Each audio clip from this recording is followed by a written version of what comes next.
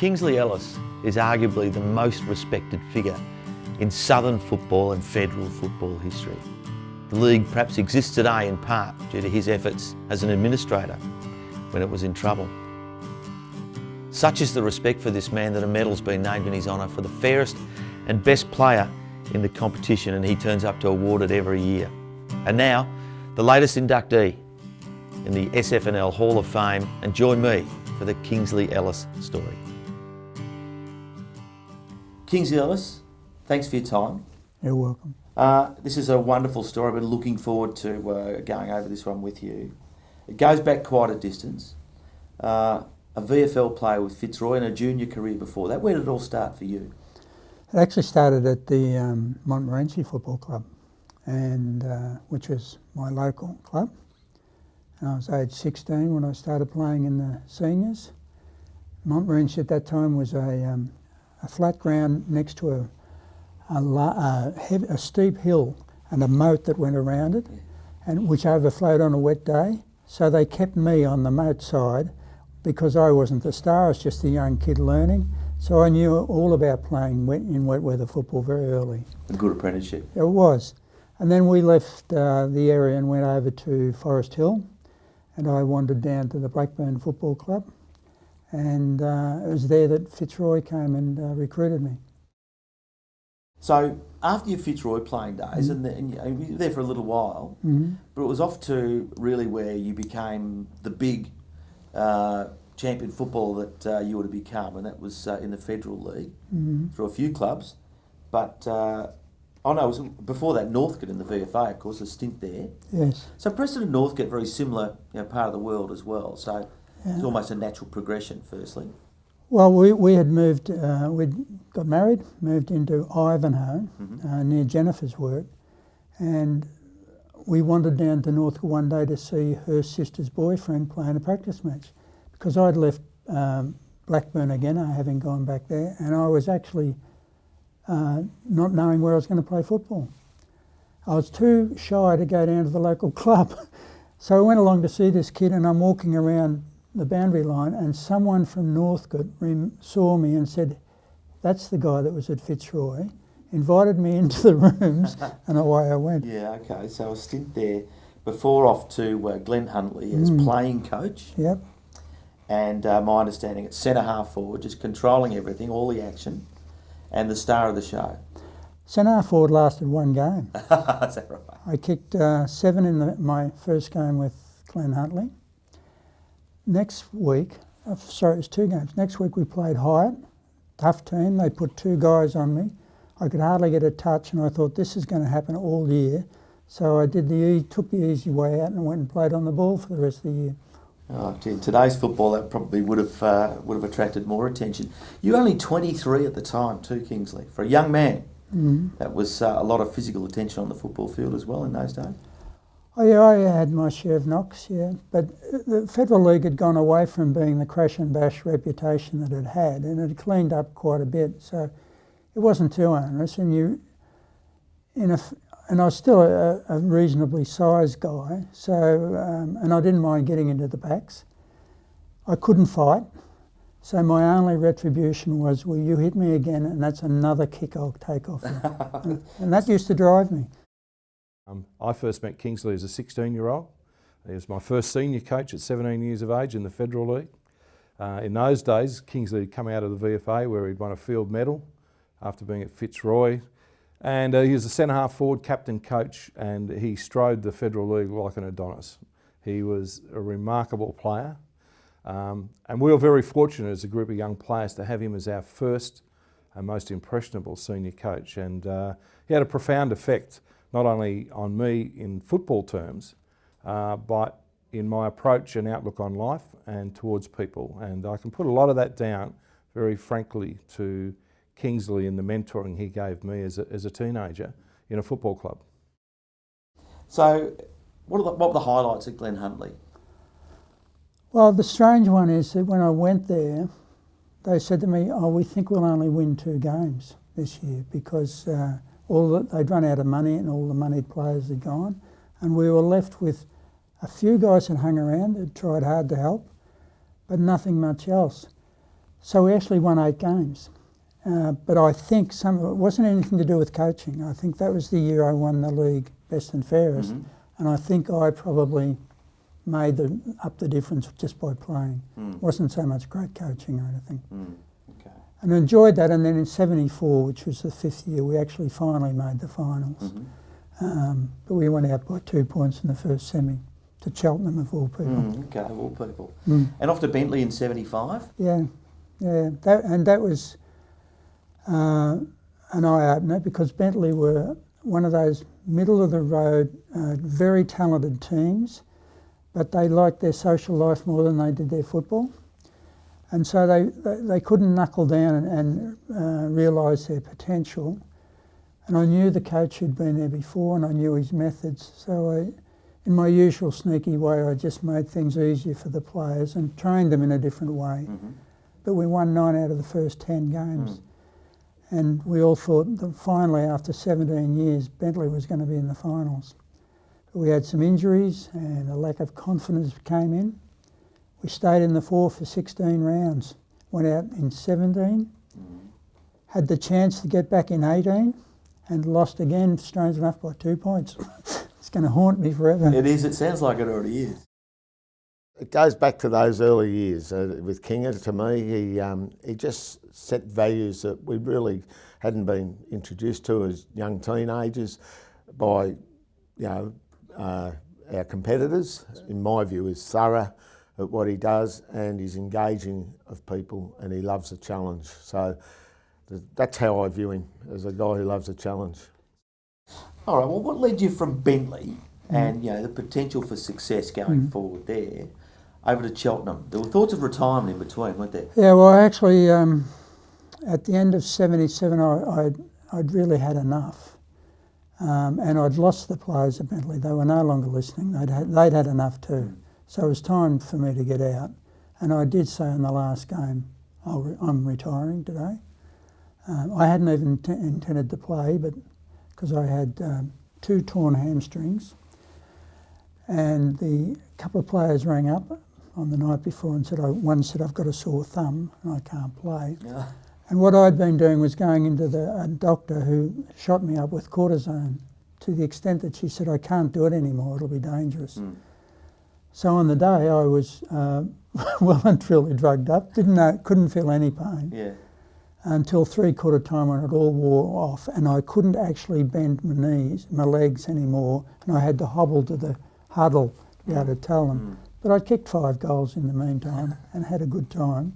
But we got, and that was the finish. And I said, that's it, I've finished. Well, about 6 weeks into the next season, I thought, oh gee, you know what? This isn't so good.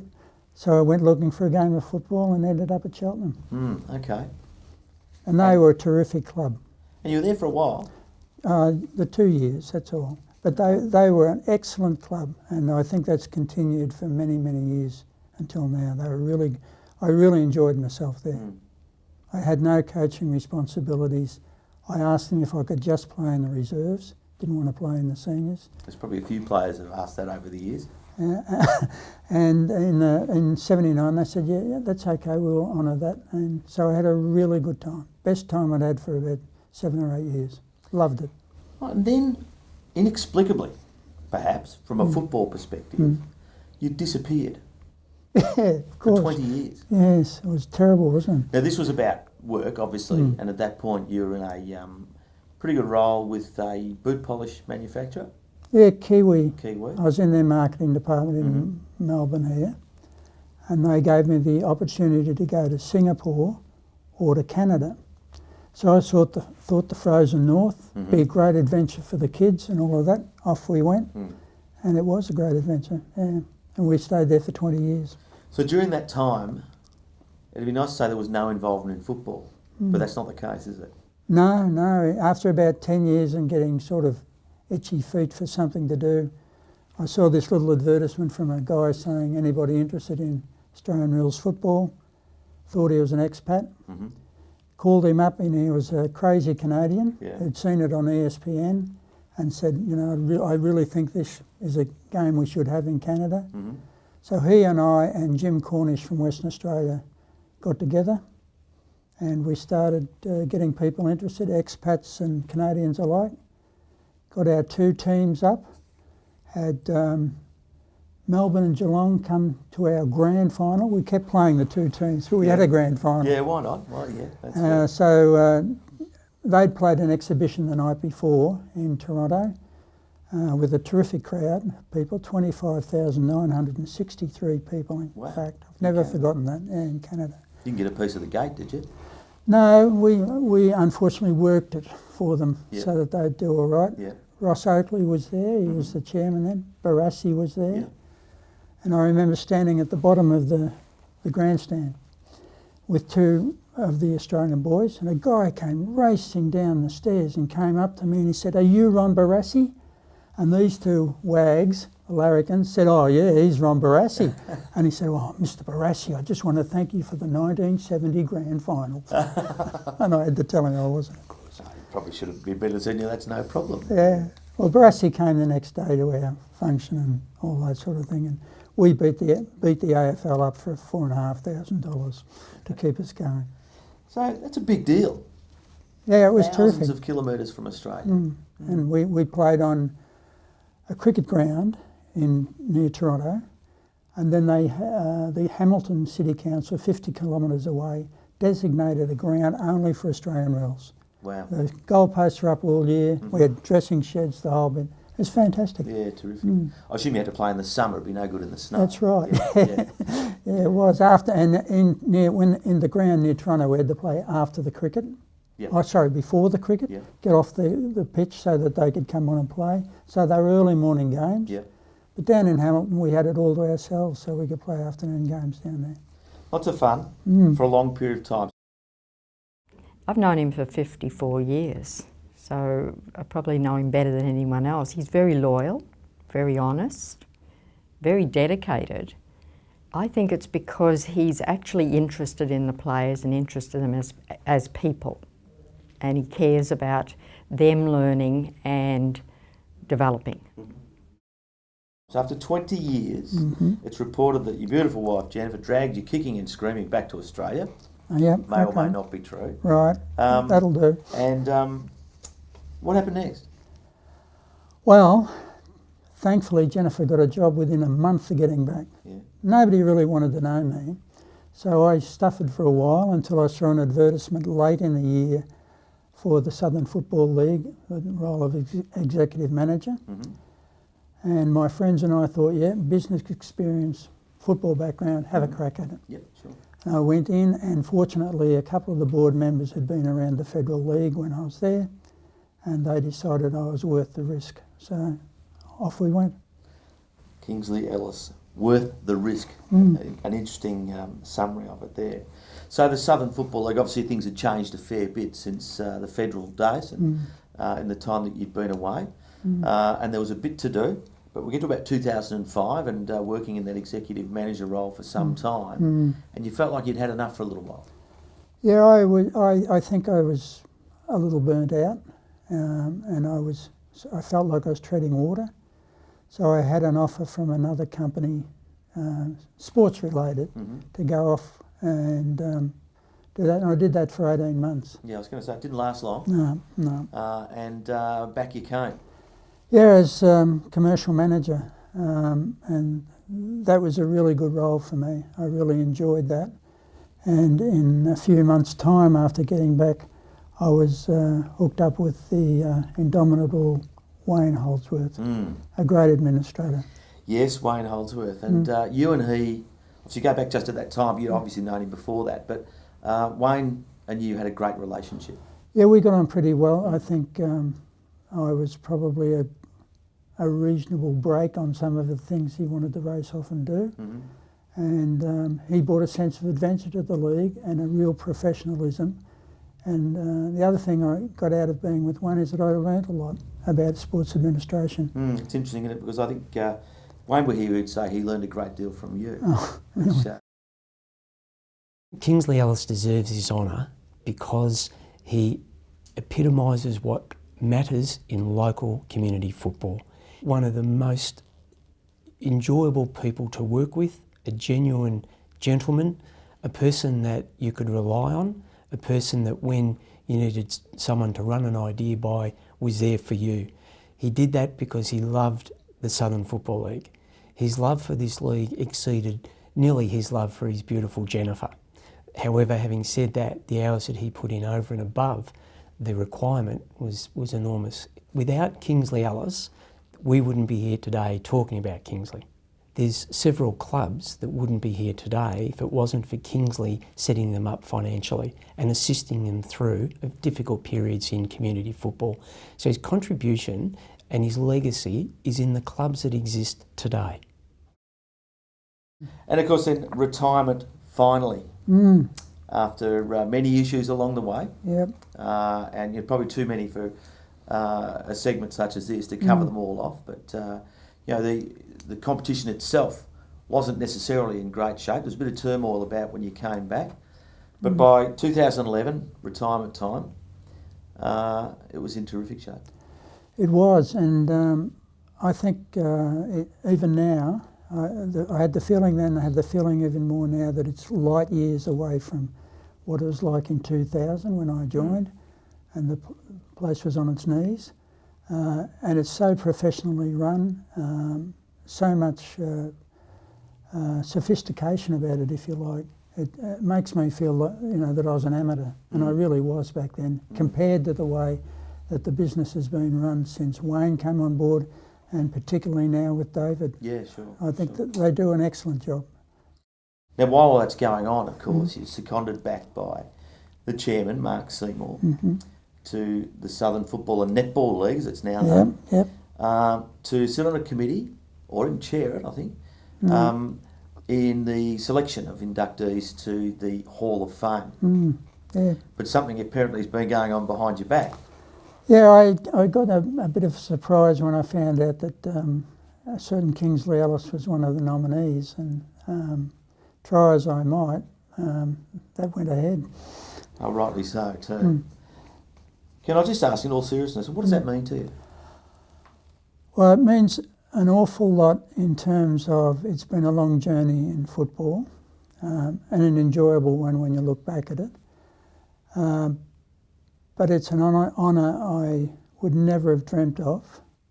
Quite frankly, I thought that the Ellis Medal was, you know, as far an honour as I would ever get, and that even that humbled me. And to have this happen is incredibly humbling. But I sort of take it as being almost a representative of the people that really made this league what it is today, and that is the clubs, their presidents, their secretaries, their committees. They're all honorary people, volunteers, and if they hadn't stuck firm with the league back in 2000 when it was financially about dead, if they hadn't hung in, we wouldn't be sitting here now talking. They've been terrific, and I think in a way I'm accepting it on their behalf. Well, that's very sporting of you, Kingsley, and probably didn't even get to touch on that, but of course in your absence there, a medal struck in your name for the fairest and best player in Division 1 that's awarded every year. It's always good to see you at the presentation, not turning up to present the medal and all that sort of stuff. Again, that says something about you as a man, a footballer, and the legacy you've left in this competition, doesn't it? I think it's just wonderful.